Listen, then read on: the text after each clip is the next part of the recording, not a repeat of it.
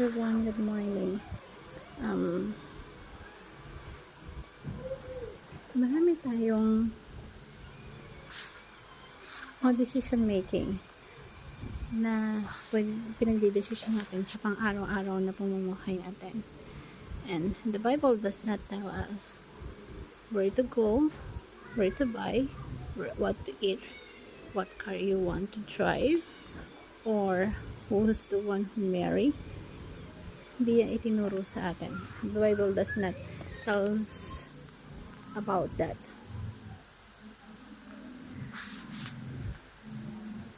Kung anong bahay, kung anong brand of oranges to drink, there are 10,000 of decisions that not specifically addressed in the Bible.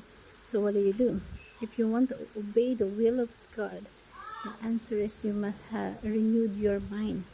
And that was the text said. By renewing your mind, you prove how to drink, how to live in, what missions, what lifestyles.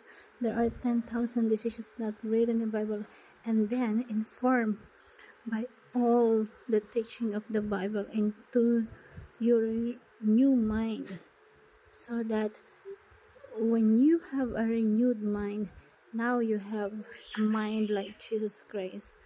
So now you are flowing the revealed will of God, what to do in your life that will guide you.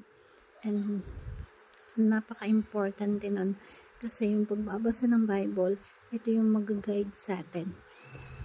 May mga decision kasi tayo maliit na bagay o malaking bagay na minsan bibigay ng distraction, nakapahamakan sa buhay natin. That's why the text says, be transformed and renewed your mind.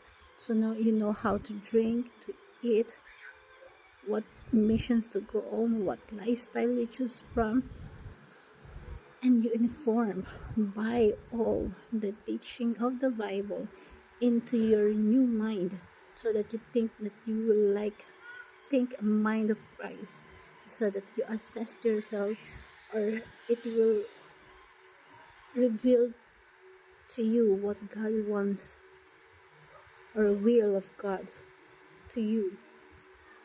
Hope that we learn something. So it is very important that everything we do, even a single decisions we make or actions, it is better that we base on the Bible. There is a will of command. You have to renew your mind, transform your mind, so that you will prove how to eat, what kind of actions, little or big actions, but God guided you, assessed you, so that all the teaching of the Bible, you have a new mind. You think a mind of like Christ. Hope you learned something. Thank you everyone, and God